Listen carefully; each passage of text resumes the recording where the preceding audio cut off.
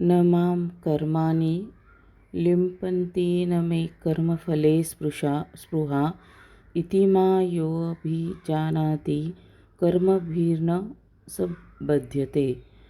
कोणत्याही कर्माने मी बद्ध होत नाही, तसेच मला कर्मफलाची आकांक्षाही नाही. जो माझ्याबद्दलचे हे सत्य जाणतो तो सुद्धा कर्मफलांनी बद्ध होत नाही. तात्पर्य: भौतिक जगतातही घटनाबद्ध नियम आहेत आणि या नियमांद्वारे आपल्याला कळून येते की राजा कोणताही प्रसाद करू शकत नाही किंवा तो राष्ट्रनियमांच्या अधीन नाही. त्याचप्रमाणे भगवंत जरी भौतिक जगताचे सृष्टा असले तरी ते भौतिक जगताच्या कार्यामुळे प्रभावित होत नाहीत. ते सृष्टीची निर्मिती करून सृष्टीपासून अलिप्त राहतात. तर प्राकृतिक साधनांवर स्वामित्व गाजविण्याच्या आपल्या प्रवृत्तीमुळे जीव हे भौतिक कार्याच्या कर्मफलातच गुंतून राहतात. एखाद्या संस्थेचा मालक आपल्या कर्मचाऱ्यांच्या योग्य अथवा अयोग्य कार्याला जबाबदार नसून कर्मचारी हे स्वतःच जबाबदार असतात. जीव आपल्या इंद्रिय तृप्तीच्या विशिष्ट कार्यामध्ये मग्न असतात आणि ही कार्य भगवंतांनी नेमलेली नसतात. अधिकाधिक इंद्रिय तृप्तीसाठी जीव या जगतातील कर्मांमध्ये मग्न असतात आणि त्यांना मृत्यूनंतर स्वर्गीय सुखाची अभिलाषा असते. भगवंत स्वतःमध्येच पूर्ण असल्यामुळे त्यांना तथाकथित स्वर्गीय सुखाचे मुळीच आकर्षण नसते. स्वर्गलोकातील देवदेवता म्हणजे भगवंतांनी आपल्या सेवेमध्ये नेमलेले सेवक आहेत. कर्मचारी ज्याप्रमाणे खालच्या प्रतीच्या सुखाची अपेक्षा करतात, त्याप्रमाणे मालक काही खालच्या प्रतीच्या सुखाची अपेक्षा करू शकत नाही. भगवंत हे भौतिक कर्म आणि कर्मफलांपासून अलिप्त आहेत. उदाहरणार्थ, पावसाशिवाय जरी विविध प्रकारच्या वनस्पती वाढण्याची शक्यता नसली तरी पृथ्वीवर उगणाऱ्या विविध प्रकारच्या वनस्पतींसाठी पाऊस जबाबदार नसतो. या वस्तुस्थितीची पुष्टी वैदिक स्मृतीमध्ये पुढील प्रमाणे करण्यात आली आहे. निमित्तमात्रम एवासौ सृजानां सर्गम कर्मणि प्रधानकारणीभूता येतो वैसृज्य शक्तयः. भौतिक सृष्टीमध्ये भगवंत हेच परमकारण आहेत. निमित्तमात्र कारण म्हणजे ही भौतिक प्रकृती आहे ज्याद्वारे प्रकट विश्व दृष्टिगोचर झाले आहे. सृष्ट प्राणीमात्र विविध प्रकारचे आहेत. उदाहरणार्थ, देवता, मनुष्य, प्राणी आणि भिन्न स्तरावरील पशु इत्यादी हे सर्व आपल्या गतकाळातील बऱ्या वाईट कर्मफलांच्या अधीन आहेत. अशा कार्यासाठी भगवंत केवळ योग्य त्या सुविधा आणि प्रकृतीच्या गुणांचे नियम उपलब्ध करून देतात, पण भगवंत त्यांच्या भूतकाळातील किंवा वर्तमान काळातील कर्मांना जबाबदार नसतात. वेदांत सूत्रामध्ये याला पुष्टी देण्यात आली आहे. वैषम्य नैर्गुण्ये न सापेक्षत्वात्. भगवंत कोणत्याही जीवाबद्दल कधीही पक्षपाती नसतात. जीव स्वतःच्या कर्मासाठी स्वतःच जबाबदार असतात. भगवंत त्यांना भौतिक प्रकृती म्हणजेच बहिरंग शक्तीच्या माध्यमाद्वारे केवळ सुविधा उपलब्ध करून देतात. त्याला या कर्माच्या नियमांची गहनता पूर्णपणे ज्ञात आहे. तो आपल्या कर्मफलांनी बद्ध होत नाही. दुसऱ्या शब्दात सांगावयाचे तर जो मनुष्य भगवंतांच्या या दिव्य स्वरूपाला जाणतो तो कृष्ण भावनेतील अनुभवी मनुष्य होय आणि याप्रमाणे तो कर्माच्या नियमांनी कधीही बद्ध होत नाही. जो भगवंतांचे दिव्य स्वरूप जाणत नाही आणि विचार करतो की सामान्य मनुष्याप्रमाणेच भगवंतांचेही कर्मही सकाम कर्मच आहे, तो निश्चितपणे स्वतः सकाम कर्मफलामध्ये गुंतून पडतो. परंतु जो परमसत्याला जाणतो तो कृष्ण भावनेत स्थिर झालेला मुक्त जीव होय. एवं ज्ञात्वा कृतं कर्म पूर्वैरपि मुमुक्षुभिः कुरु कर्मैवह तस्मात्त्वं पूर्वे पूर्वतरं कृतं. प्राचीन काळातील सर्व मुक्त जीवांनी माझ्या दिव्य स्वरूपाला जाणून त्याप्रमाणे कर्म केले, म्हणून तू सुद्धा त्यांच्या पदचिन्हांचे अनुसरण करून आपले कर्म केले पाहिजे. तात्पर्य: मनुष्यांचे 2 वर्ग आहेत. त्यापैकी काही जणांचे अंतःकरण विषयांनी पूर्णपणे भरलेले असते आणि काही जण विषयेच्छेपासून मुक्त झालेले असतात. कृष्ण भावना ही या दोन्ही प्रकारच्या लोकांना सारखीच हितकारक असते. ज्यांचे हृदय दूषित गोष्टींनी पूर्णपणे भरलेले आहे, ते भक्तिपूर्ण सेवेच्या नियामक तत्त्वांचे पालन करून क्रमाक्रमाने शुद्धीकरण होण्यासाठी कृष्ण भावनेचा अंगीकार करू शकतात. ज्यांचे हृदय पूर्वीच अशुद्धीपासून निर्मळ झाले आहे, ते त्याच कृष्ण भावनेमध्ये कर्म करू शकतात, जेणेकरून इतर लोक त्यांच्या आदर्श कृतीचे अनुसरण करतील व याप्रमाणे आपले हित साधू शकतील. मूर्ख व्यक्ती किंवा कृष्ण भावनेतील नवसाधकांना अनेकदा कृष्ण भावनेच्या ज्ञानाशिवायच कर्मातून निवृत्त होण्याची इच्छा असते. अर्जुनाच्या रणांगणावरील युद्धकर्मातून निवृत्त होण्याच्या इच्छेला भगवंतांनी मान्यता दिली नाही. मनुष्याने केवळ कर्म कसे करावे हे जाणणे आवश्यक आहे. कृष्ण भावनायुक्त कर्मातून निवृत्त होऊन कृष्ण भावनेचा देखावा करीत बसणे हे महत्त्वपूर्ण नाही. त्यापेक्षा श्रीकृष्णाप्रित्यर्थ कर्म करीत राहणे हेच महत्त्वपूर्ण आहे. या ठिकाणी अर्जुनाला सल्ला देण्यात आला आहे की यापूर्वी सांगितल्याप्रमाणे सूर्यदेव विवस्वानासारख्या भगवंताच्या पूर्वशिष्यांनी ज्याप्रमाणे आचरण केले, त्याप्रमाणे त्यांच्या पदचिन्हांना अनुसरून अर्जुनाने कृष्ण भावनाभावित कर्म करावे. भगवंत आपल्या सर्व पूर्वकर्मांना जाणतात. तसेच पूर्वी ज्या लोकांनी कृष्ण भावनाभावित होऊन कर्म केले, त्यांचे कर्मही ते जाणतात. म्हणून ते सूर्यदेवांच्या कर्माचे अनुसरण करण्याची शिफारस करतात. सूर्यदेवाने कर्म करण्याची ही कला भगवंतांकडून काही लाखो वर्षापूर्वी अवगत केली. भगवान श्रीकृष्णांच्या अशा सर्व शिष्यांना या ठिकाणी पूर्वकालातील मुक्त व्यक्ती असे म्हटले आहे, कारण ते श्रीकृष्णांनी नेमून दिलेल्या कर्मांचे पालन करण्यात मग्न होते. किम कर्म किम कर्मेति कवयो अप्यत्र मोहिताः तते कर्म प्रवक्ष्यामि यज्ञात्वा मोक्षस्य शुभात्. किम कर्म किम कर्मेति कवयो अप्यत्र मोहिताः तते कर्म प्रवक्ष्यामि यज्ञात्वा मोक्षस्य अशुभात्. कर्म काय आणि अकर्म काय हे निश्चित करण्यात बुद्धिमान लोकही गोंधळून जातात. आता मी तुला कर्माचे वर्णन करतो, जे जाणल्यावर तू सर्व अशुभातून मुक्त होशील.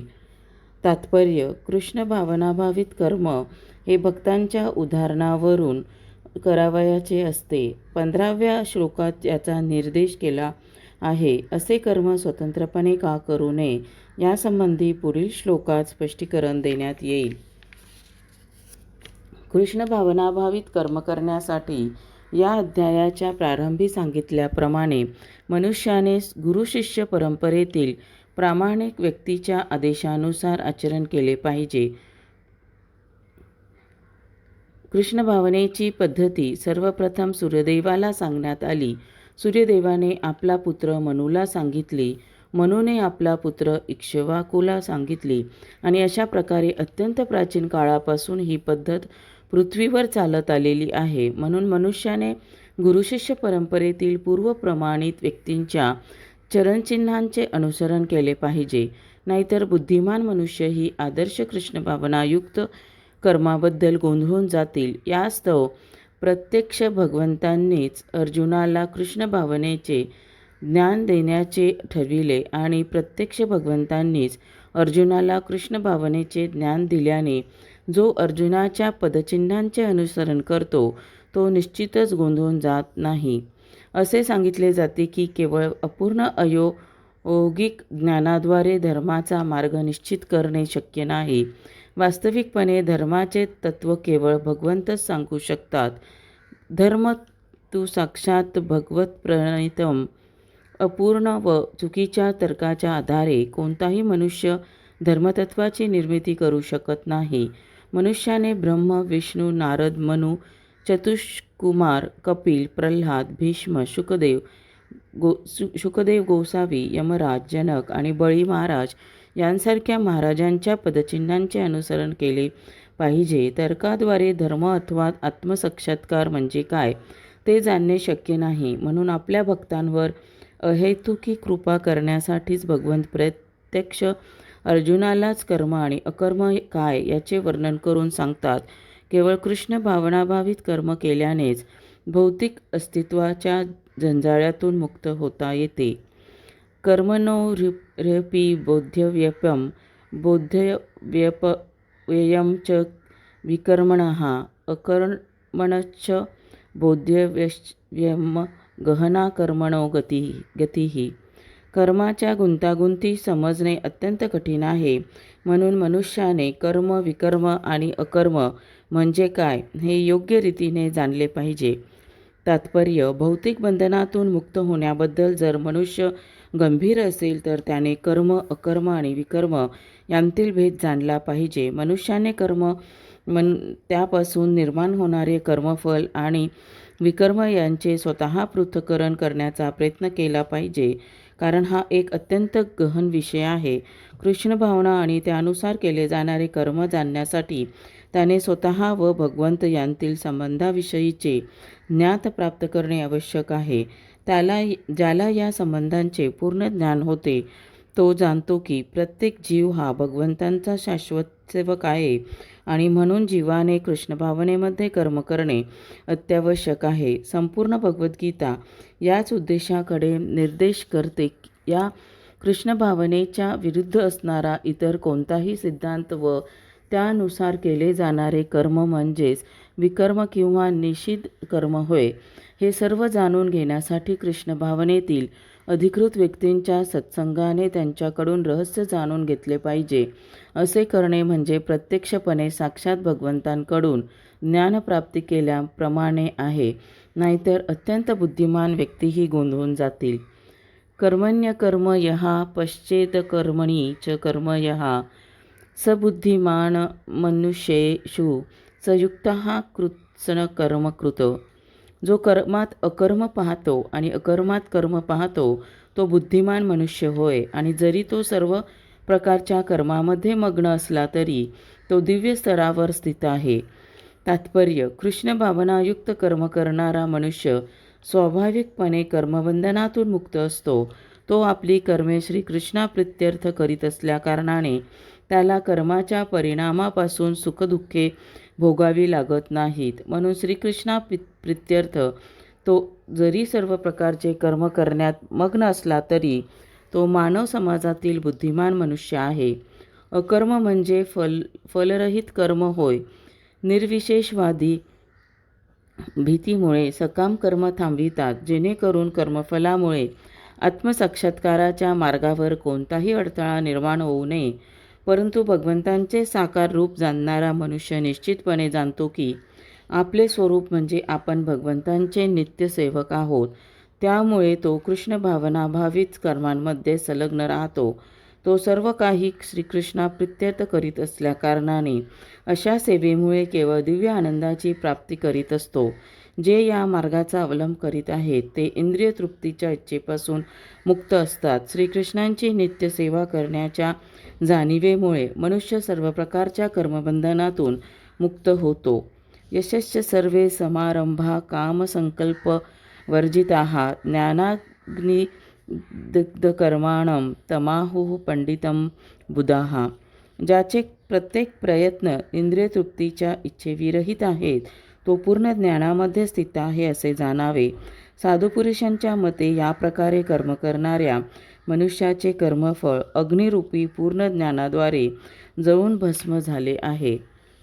तात्पर्य: केवळ ज्ञानी व्यक्तीच कृष्ण भावनाभावित मनुष्याची कर्मे जाणू शकतो. कृष्ण भावनाभावित मनुष्य हा सर्व प्रकारच्या इंद्रिय तृप्तीच्या कामनांनी रहित असल्यामुळे असे जाणले पाहिजे की आपण भगवंतांचे नित्य दास आहोत.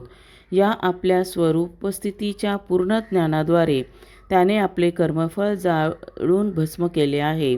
ज्याने या पूर्ण ज्ञानाची प्राप्ती केली आहे तोच वास्तविक पंडित आहे. भगवंतांच्या या सेवारूप ज्ञानाच्या विकासाची तुलना अग्नीबरोबर करण्यात आली आहे. असा अग्नी एकदा प्रज्वलित झाला की तो सर्व कर्मफले भस्मसात करतो. त्यक्त्वा कर्मफलासं नित्यतृप्तो निराश्रयाः कर्मण्यभिप्रवृत्तोऽपि नैव चित करोति सहा. आपल्या कर्मफलावरील सर्व आसक्तीचा त्याग करून नित्य तृप्त आणि स्वतंत्र असणारा, जरी सर्व प्रकारच्या कर्मांमध्ये मग्न असला तरी तो कोणतेही सकाम कर्म करीत नाही. तात्पर्य: जेव्हा मनुष्य कृष्ण भावनेमध्ये म्हणजेच सर्व काही श्रीकृष्णाप्रित्यर्थ करतो, तेव्हाच तो कर्मबंधनातून मुक्त होऊ शकतो. कृष्ण भावनाभावित मनुष्य हा केवळ भगवंतांवरील विशुद्ध प्रेमामुळेच कर्म करतो, म्हणून त्याला कर्मफळाबद्दलचे कोणतेही आकर्षण नसते. तो स्वतःचा चरितार्थ प्राप्त करण्यामध्येही आसक्त नसतो, कारण प्रत्येक गोष्टीसाठी तो श्रीकृष्णांवर विसंबून असतो. तो कोणतीही वस्तू प्राप्त करण्यासाठी उत्सुक नसतो. तसेच आपल्याकडे असलेल्या वस्तूंचे रक्षण करण्याकरिताही तो उत्सुक नसतो. तो आपल्या कुवतीनुसार कर्तव्य पार पाडतो आणि बाकी सर्व श्रीकृष्णांवर सोपवितो. असा अनासक्त मनुष्य चांगल्या अथवा वाईट कर्मफलांपासून मुक्त होत असतो, जणू काय त्याने काही केलेच नाही. हे अकर्म किंवा फलरहित कर्माचे लक्षण आहे. म्हणून कृष्ण भावना विरहित इतर कोणतेही कर्म कर्त्याला बंधनकारक ठरते आणि विकर्माचे हेच वास्तविक लक्षण आहे व याचे विवेचन पूर्वीच करण्यात आले आहे. निराशीर्यतचित्तात्मा त्यक्त सर्व परिग्रहा शारीरम केवलम कर्म कुर्वणापनोति किल्बिषमः. असा ज्ञानी मनुष्य पूर्णपणे नियंत्रित मन आणि बुद्धीद्वारे कर्म करतो. आपल्याकडे असणाऱ्या सर्व गोष्टींवरील स्वामित्वाच्या भावनेचा त्याग करतो आणि जीवनावश्यक असणाऱ्या वस्तूंकरिताच कर्म करतो. अशा प्रकारे कर्म केल्याने तो पापकर्मांनी प्रभावित होत नाही. तात्पर्य: कृष्ण भावनाभावित मनुष्य आपल्या कर्माच्या चांगल्या अथवा वाईट फळांची अपेक्षा करीत नाही. त्याचे मन आणि बुद्धी पूर्णपणे नियंत्रित असते. तो जाणतो की आपण भगवंतांचे अंश असल्याकारणाने अंशीचा अंश या नात्याने आपण जी भूमिका करीत आहोत ती करण्यास आपण कारणीभूत नसून ती केवळ आपल्याद्वारे भगवंतच करवून घेत आहेत. जेव्हा हालचाल करतात तेव्हा ते स्वतःच्या इच्छेने हालचाल करीत नाही, तर त्यांच्या हालचालीला संपूर्ण शरीराचा प्रयत्न कारणीभूत असतो. कृष्ण भावनाभावित मनुष्य नेहमी भगवंतांच्याच इच्छेनुसार कृती करीत असतो, कारण त्याला वैयक्तिकरित्या इंद्रिय तृप्ती करण्याची इच्छा नसते. तो एखाद्या यंत्राच्या भागाप्रमाणे कार्य करीत असतो. ज्याप्रमाणे यंत्राचा भाग सुयोग ठेवण्यासाठी त्याला तेल घालावे लागते आणि त्याची स्वच्छता करावी लागते, त्याप्रमाणे भगवंतांची दिव्य प्रेममयी सेवा करण्यासाठी योग्य राहण्याकरिता कृष्ण भावनाभावित मनुष्य आपल्या कर्माद्वारे स्वतःचा निर्वाह करतो. म्हणून तो कर्मफलांपासून मुक्तच राहतो. एखाद्या पशुप्रमाणेच त्याचा आपल्या स्वतःच्या शरीरावरही अधिकार नसतो. एखाद्या पशुचा निष्ठुर मालक आपल्या ताब्यातील जनावराची कधीकधी हत्या करतो, पण तरीही ते जनावर प्रतिकार करीत नाही. तसेच त्या जनावराला कोणतेही वास्तविक स्वातंत्र्यही नसते. आत्मसाक्षात्कारामध्ये पूर्णपणे संलग्न झालेल्या कृष्ण भावनाभावित मनुष्याकडे भौतिक गोष्टींवर मिथ्या दावा करण्यासाठी वेळ नसतो. प्राणरक्षणाकरिता आवश्यक पैसा प्राप्त करण्यासाठी त्याला वाममार्गाचा अवलंब करावा लागत नाही. म्हणून या भौतिक पापांनी तो दूषित होत नाही. आपल्या सर्व कर्मबंधनातून तो मुक्तच असतो. यदिच्छालाभ संतुष्टो द्वंद्वातीतो विमत्सरः समः सिद्ध्वा सिद्धो चकृत्वापि न निबध्यते. जो सहजपणे होणाऱ्या लाभाने संतुष्ट असतो, जो द्वंद्वापासून मुक्त आहे आणि मत्सर करीत नाही, तसेच जो अपयशामध्येही स्थिर असतो, तो जरी सर्व प्रकारची कर्मे करीत असला तरी त्यामुळे कधीच बद्ध होत नाही. तात्पर्य: कृष्ण भावनाभावित मनुष्य हा आपल्या शरीराचे पालनपोषण करण्यासाठी सुद्धा विशेष प्रयास करीत नाही. तो सहजपणे प्राप्त होणाऱ्या लाभामध्ये संतुष्ट असतो. तो कशाची याचना करीत नाही किंवा कोणाकडून उसनेही घेत नाही, तर आपल्या कुवतीनुसार प्रामाणिकपणे कष्ट करतो आणि आपल्या प्रामाणिक कष्टाने जे काही प्राप्त होते त्यात संतुष्ट असतो. म्हणून तो आपल्या उदरनिर्वाहाच्या बाबतीत स्वतंत्र असतो. तो आपल्या कृष्णभावनेच्या सेवेमध्ये इतर कोणाच्याही सेवेचा अडथळा आणू देत नाही. तरीही भगवत सेवेप्रित्यर्थ भौतिक जगातील द्वंद्वापासून विचलित न होता कोणत्याही प्रकारचे कर्म करण्यास तो तत्पर असतो. शीत आणि उष्ण किंवा सुख आणि दुःख या रूपात भौतिक जगातील द्वंद्वाचा अनुभव येतो. कृष्ण भावनाभावित मनुष्य हा द्वंद्वातीत असतो, कारण श्रीकृष्णांच्या संतुष्टीप्रित्यर्थ कोणत्याही प्रकारे कर्म करण्यात त्याला संकोच वाटत नाही. म्हणून तो यश आणि अपयश दोन्हीमध्ये स्थिर असतो. जेव्हा मनुष्य दिव्य ज्ञानामध्ये पूर्णपणे स्थित होतो तेव्हाच ही लक्षणे प्रकट होतात. गतसंगस्य मुक्तस्य ज्ञानावस्थितचेतसः यज्ञायाचरतः कर्म समग्न प्रविलीयते. जो मनुष्य प्राकृतिक गुणापासून अनासक्त आहे आणि पूर्णपणे दिव्य ज्ञानामध्ये स्थित आहे, त्याचे कर्म पूर्णपणे दिव्यत्व प्राप्त करते.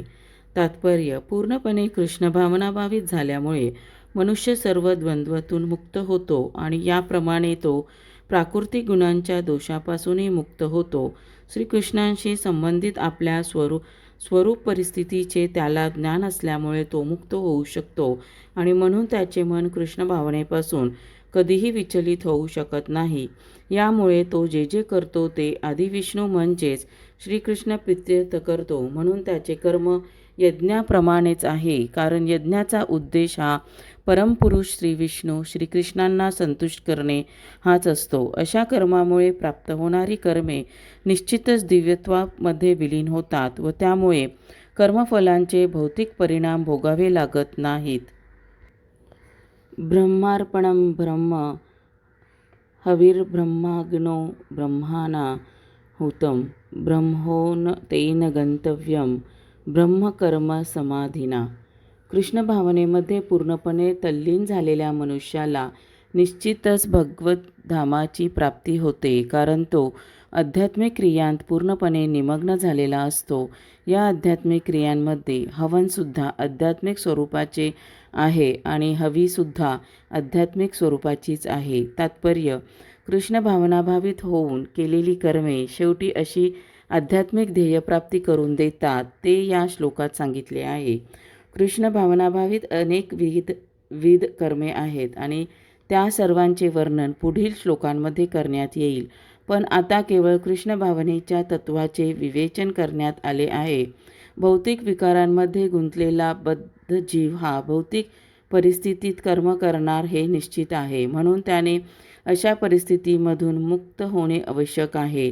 ज्या पद्धतीद्वारे मनुष्य भौतिक परिस्थितीमधून मुक्त होऊ शकतो तिला कृष्ण भावना म्हणतात. उदाहरणार्थ, दुधाचे पदार्थ वाजवीपेक्षा अधिक खाल्ल्यामुळे एखादा रोगी मनुष्य जेव्हा पोटाच्या विकाराने अस्वस्थ होतो तेव्हा त्याला दुधाच्याच दुसऱ्या पदार्थाने दह्याने बरे केले जाते. त्याचप्रमाणे विषयासक्त बद्ध जीव या ठिकाणी गीतेमध्ये सांगितल्याप्रमाणे कृष्ण भावनेद्वारे बरा होऊ शकतो. या पद्धतीला सामान्यपणे यज्ञ म्हटले आहे.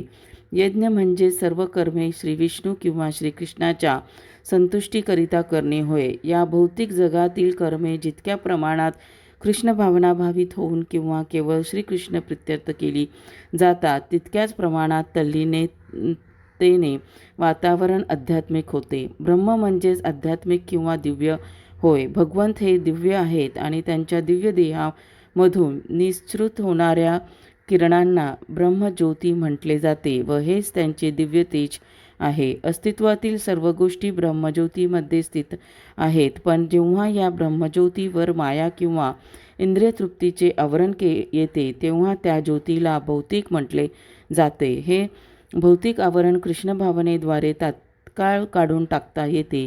याप्रमाणे कृष्ण भावने प्रीत्यर्थ अर्पण केलेले हविद्रव्य हे हवीर द्रव्य ग्रहण करणारा प्रतिनिधी, हवनाची प्रक्रिया, हवी अर्पण करणारा आणि प्राप्त फळ या सर्वांचा समावेश म्हणजेच ब्रह्म किंवा परमसत्य होय. जेव्हा परमसत्य मायेने आच्छादित होते तेव्हा त्याला पदार्थ म्हटले जाते, तेव्हा पदार्थाचा उपयोग परमसत्याप्रित्यर्थ केला जातो, तेव्हा पदार्थाला पुन्हा दिव्यत्व प्राप्त होते. मायेने आच्छादित भावनेचे रूपांतर ब्रह्म किंवा परमतत्वामध्ये करणे म्हणजेच कृष्ण भावना होय. जेव्हा मन पूर्णपणे कृष्ण भावनेमध्ये तल्लीन होते, तेव्हा ते समाधिस्थ आहे असे म्हटले जाते. या दिव्य भावनेमध्ये जे काही केले जाते त्याला यज्ञ असे म्हणतात. आध्यात्मिक भावनेच्या या स्तरावर हवी अर्पण करणारा हवी हवन यज्ञाचा अधिष्ठाता आणि अंती प्राप्त होणारे फळ सर्व काही परब्रह्मामध्ये एकत्रित होते. कृष्ण भावनेची हीच पद्धती आहे.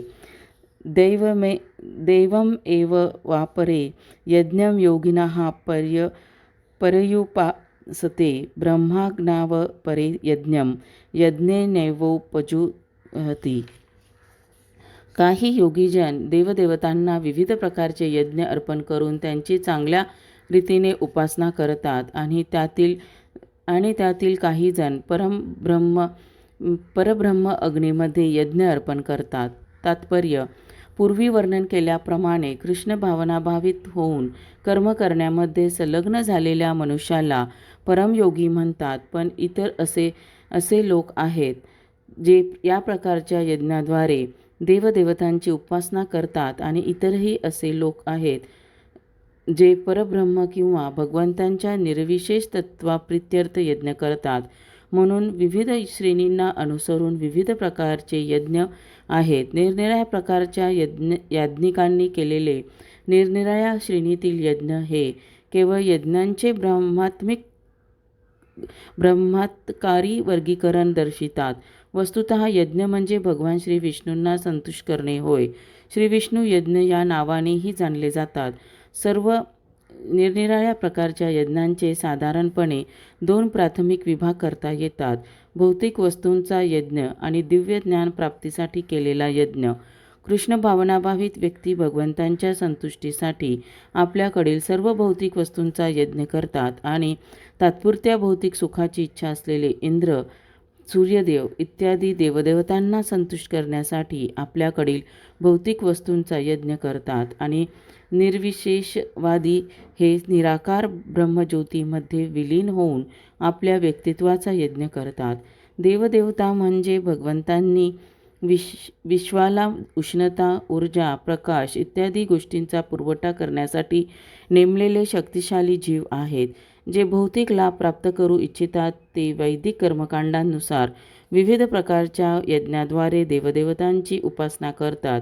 अशा लोकांना बहिश्वरवादी किंवा अनेक देवतांवर विश्वास ठेवणारे असे म्हणतात. पण जे इतर लोक परमसत्याच्या निर्विशेष ब्रह्मरूपाची उपासना करतात आणि देवदेवतांची रूपे तात्पुरती समजतात, ते स्वतःचे अस्तित्व ब्रह्माग्नीमध्ये अर्पण करून परब्रह्मामध्ये विलीन होतात, वैयक्तिक अस्तित्वाचा अंत करतात.